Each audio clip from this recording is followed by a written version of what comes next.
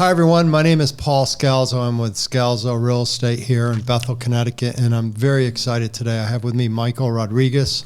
His nickname out there is the Home Repo Man, just like people that go and repo cars. He goes and repo houses. He's a foreclosure expert with all sorts of degrees in it, and I'm just going to start there. Michael, tell us, what are all these certificates and courses you've taken? Rattle off a few. So there's a lot of different portals for this foreclosure business. There's like ResNet, Equator, Pyramid. You know, you have to actually sign up with them in order for banks to notice you. It's a portal that the banks use to, you know, discuss REO, and all the tasks, all the paperwork goes through these portals. So you have to be certified in ResNet and Equator and Pyramid, and you know, there's actual certifications with NAR, National Association of Realtors, for people that don't know. So there's one called an SFR, Short Sales and Foreclosure Resource certification I just did. So basically I'm certified in selling short sales and foreclosures, which was pretty easy because I've been in the business for 7 years, but it's a 6-hour course. It was great. So I'm certified. So, couple questions. How did you become known as the Home Repo Guy? That's what I hear out there. That's the nickname. You actually look like the Home Repo Guy today. Yeah, listen, I've been really busy today. I've been driving around all these houses, so I like to drive comfortable. Yeah. So today I'm not in my normal attire. Is it controversial? Is that why you're... I usually like to go to houses dressed up so they know that I'm professional, and they're not like, what is this kid doing in my door? Well, you can't steal the house. Exactly. Right? No. So today I was just comfortable. I was like, you know what? Let's just do the podcast in my own attire. All right. So to set the stage, how many foreclosures in what amount of time? How many have 5 years. How many have you done? Oh man, a lot. Like, give me a number. 500. Okay, so let's say you did several hundred. So you know the business. Yes. Start to finish. You go see the people before they're foreclosed, and do you wind up actually exiting it with your team, the sale of it too? Yes. Okay. It's all in-house. It's from start to finish. Great. Like I did before, occupancy check and closing the deal. So here's what I wanted to talk about today. I want to take 15 minutes, and I wanted to discuss what you do to a home to get it in the position so that it's marketable for sale. So when you get these houses, let's just talk about the condition. Give me your worst one or a typical one. Roof missing, foundation cracks, buried oil tank in the back with contamination. Those are big ones. Yeah. And what about interior? Interior, everything is destroyed. Wall needs sheetrocking, pipes, copper stolen. Oh my gosh. All of it. All right, so here's where I want to go. I'm going to start on the outside. I'm going to ask you specific questions. I just bought one of your repos. I love it. And I just went in and I went, oh my gosh. And I'm a flipper. What that means is I'm buying the house just for the purpose of reselling it. So let's start with, I'm an investor. Let me start. What do I need to do? Let's start in the outside. What does the outside need to look like just from the curb? It just needs to look like it's in okay shape. You don't have to redo the siding, maybe paint the siding, power washing. As long as it's not destroyed, as long as siding isn't missing or things like that, or it's corroded, or Do I re-landscape? Well, the landscaping is going to be a mess. The lawn's not going to be mowed. What do I do with the landscape? I would. Okay. That's what you're seeing from the outside. That's your first view is the outside of the house, right? So I would want to make it look nice. So, a manicured lawn is going to entice me to be like, okay, this might be the one. Let me go take a look inside. And I'm not upset at you because you told me up front there was a buried oil tank.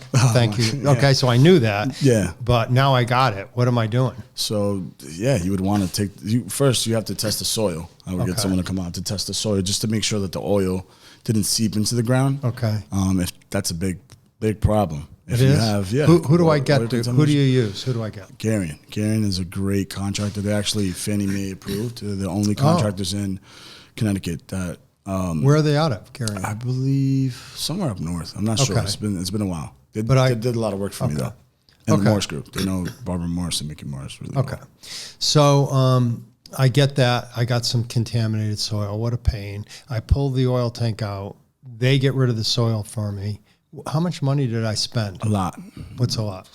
Well, it could be, I'm not sure, depending on the size, the location, they have to redo the sand. It's What's the least amount and the most amount you've spent? Probably like I've seen for 50 50 grand. grand? Yeah, to get the oil tank out, and Yeah, if it's contaminated soil, yeah, you have to. And when you go to that. when you sell one of these foreclosures, I mean, I'm making my offer quick, so that's brings good. that oil tank brings down the price significantly. Yeah. Some people don't even buy it; they don't even know because you don't know.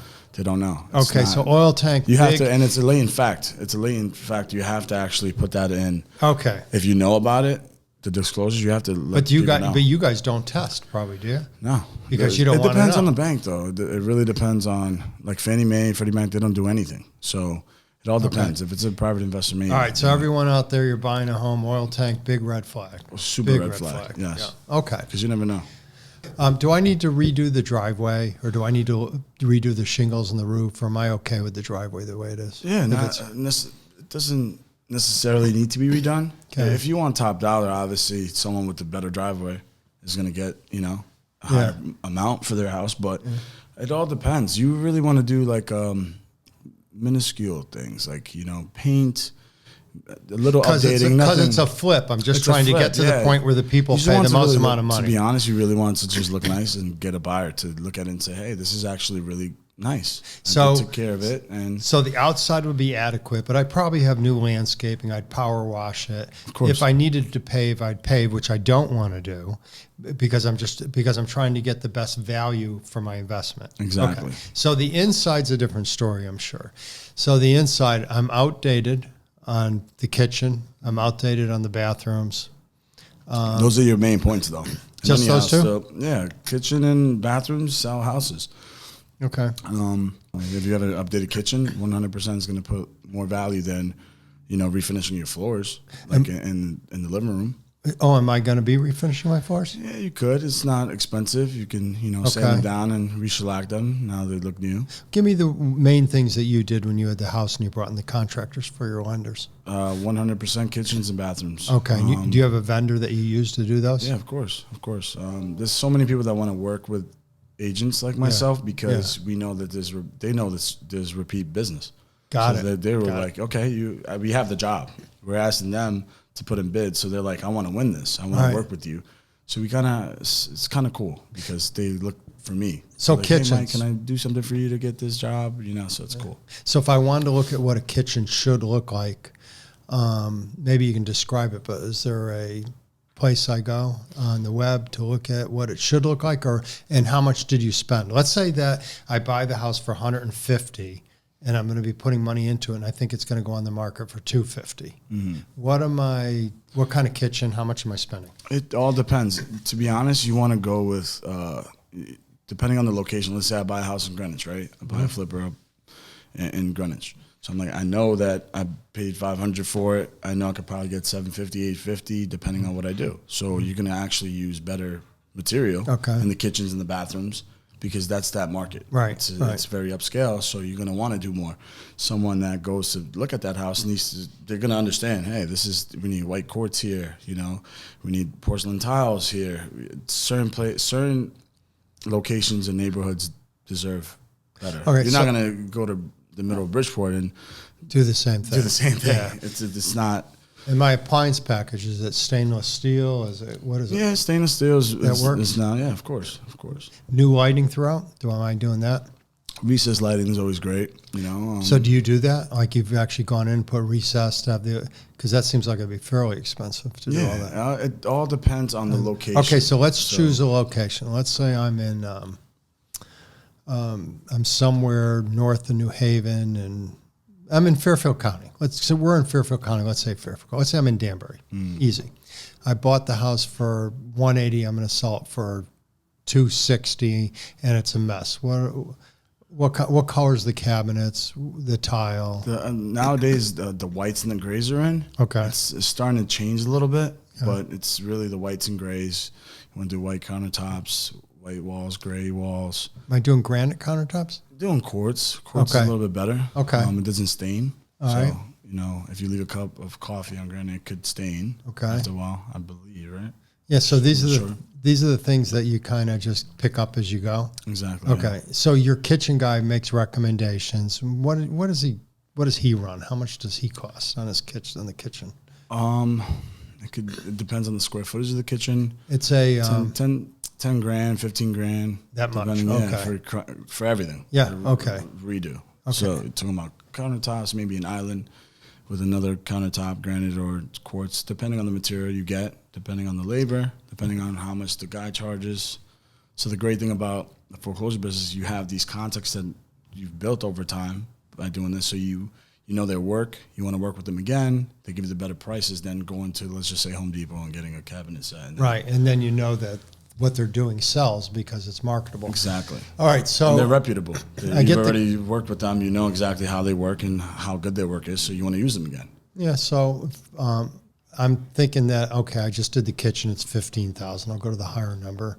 I mean, we're recording this in May of 2021. We have supply chain problems. We have all sorts of problems. Plywood is astronomical. Yeah, so I'm going to say crazy. 15 grand. Now I go to the bathroom, which you said the kitchens and the bathroom sell.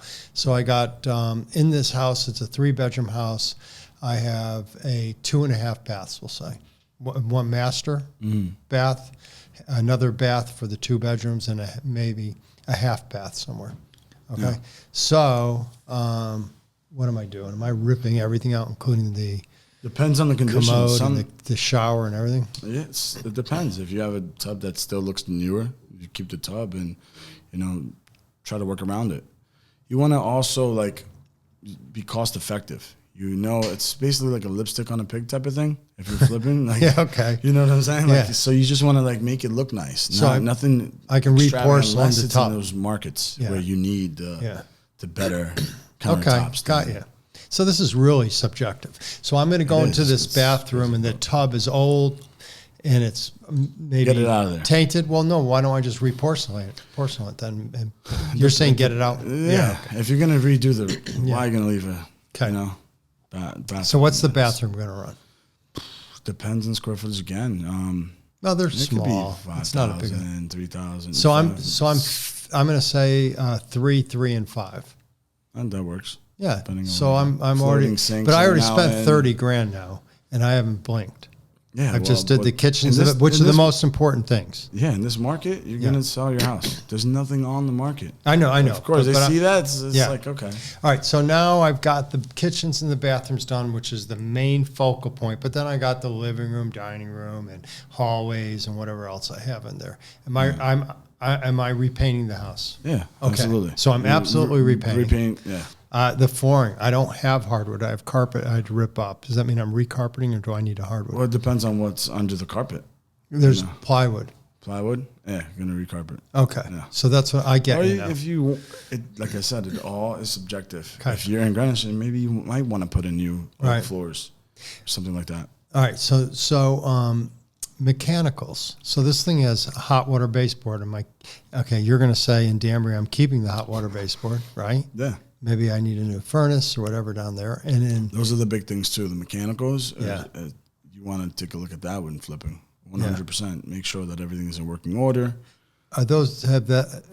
If they aren't, is that Yeah, you kind of want, like the that's a make it or break it. underground. When you do an inspection, you're gonna Yeah. your inspector's gonna tell you, listen, you have another year on this.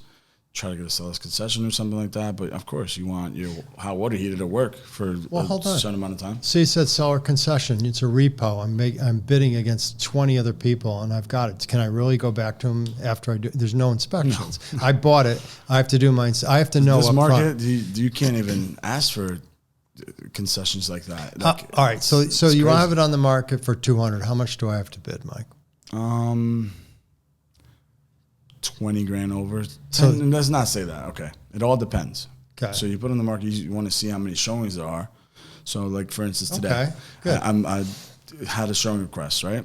I take a look at it and buyer's really interested. Oh my God, I want this. So I go into showing time. I look Yeah. at it. Guess what? There's 15 requests for just a 6-hour period. Right. That's ridiculous. Right. So you're telling me you're going to go in asking price? I doubt it. You're going to Yeah. win. Period. You're not going to win it. So I have to inform buyers now, like, listen, I take a picture of it and send it to them directly, the showing time Yeah, request, because yeah. they need to understand, like, I'm not joking here. You want the house, you better come up with some more So money how than m- asking. How much more would I have to go in a $200,000 house? I would say 10. There's people that are doing crazy things, 20, 30,000. I don't. This market it's insane. Yeah. I've lost so many deals because of that, and I have to go again with my advice. Like, guys, listen, you have to be aggressive, please. Were they You're upset? Gonna waste your time and my time, and I try to tell them, if you really want the house, I can get a feel from the agent on what maybe you should put in. But regardless, you're going to have to go over asking. There's no way that you're getting a house right now for asking price. I 1,000,000% doubt it. Yeah. You can ask any agent in the world right now. All right, so now I'm back to the house I bought, and I'm going to be putting it up for sale. I rip down all the drapes, make it real light in there, new bulbs. What am I doing with the lighting? Subjective again. Okay. Subjective. Recessed lighting is gorgeous. I love it. That's what does. So you suggest recess? Yeah, of course. You know, that's the way to go. Okay. If it's it all depends. Like, if you're doing the outside manicure and doing some landscaping, you know, you're power washing the house looks great from the outside, right? So then you go inside, you're like, okay, everything is nice outside. Now you go inside, it's nice as well. Doesn't need to be top of the line stuff. It's gonna what's it called? Over appreciate like the neighborhood. If you're on Main Street in Danbury, you're not gonna put $1 million house there, right? I wouldn't. It's what's killing this today for me, not killing it, but the market is so ridiculously good for a seller right now that it's almost like talking to you. It's basically, you can do almost anything. You can make any mistake you want. And I'm looking for perfection. I'm looking for what does the house need to look like perfectly for somebody to come and pay top dollar. And basically what you're telling me, you're taking a picture, you're sending it, and it's kind of like... You don't even have to do anything. Yeah, you don't have to do anything. Yeah, it's going to sell. Yeah. Right now, it's really going to sell. Yeah. There's nothing on the market. It's a simple business plan, supply and demand. Yeah. Supply is up, the prices go down, All right? So let me ask this. If I buy So to get a home is very, very difficult. That's the hardest thing. Even though you're getting all these foreclosures, and then you got to sift through all these calls you're going to be getting. Oh yeah, it's going to be insane. I'm going to have to get another phone.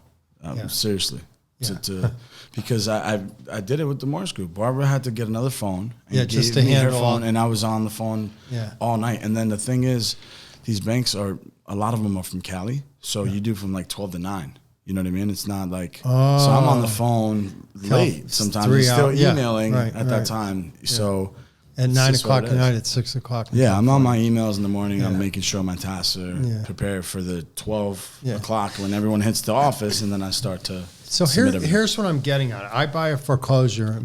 I'm just doing the basics in this market. I mean, you don't really even need to do anything. Yeah, to win the bid is the hardest thing. And that's why you have to pay attention to take the advice of who's making the phone calls, who the middle person is. And you don't know it exactly, but you can hint as to what you think it needs to be. Absolutely. I mean, I don't obviously want to get the best price I can. And you're going to say on a $200,000 house, maybe it's a good deal. Subjective again. Yes, but here's the thing. As an agent, I just want your trust. I want you to confide in me and let me know how you feel, and I need to make you comfortable and understand what you're going to do. Yeah. This is a big investment for you. This is the biggest investment of your life, potentially. Yeah. You need to trust me and my knowledge to get you through this deal. So, for instance, I have someone, they were like, I want to do this with the chimney. Listen, don't even ask for it. Don't ask for it. They're going to lose it. They're going to take your offer, put it down the toilet, and they're going to go with a backup because there's definitely a backup. Yeah. And it's probably more than what you got accepted for, or who knows. Yeah. But don't pull the seller. Don't push them because you could just lose it. I'm dealing with it every day. Yeah. So my job, I really want my clients and my customers to really trust me and understand that I know this market, especially when people are coming from New York City, they have no idea what's going on. Yeah. Some do, but they have to really take my lead. The interesting thing is, I don't think this thing's going to slow down.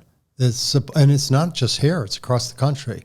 The supply-demand curve is way out of whack. Probably the biggest it's been that I've seen in 30 years. That's what they're saying. Yeah. It's an insane market. It's seller's market on fire. And we have something called asset inflation right now. And we're seeing massive inflations in certain categories, and one of them being real estate, another one being supply-demand materials. Oh my God. Plywood and all this, it's on back order. There's contractors that we work with. They can't even get the job done because they're ordering cabinets that's taking a month longer than what it should. So do you think it's going to get to a point where it just peaks out, where it's like, hey, a 2x4 is $30, forget it, we're done? and then the price comes down could based fix on their the house supply? because it's $30. I mean, right now it's $10 a 2x4. That's what was it like a year ago? $3? Three. Yeah.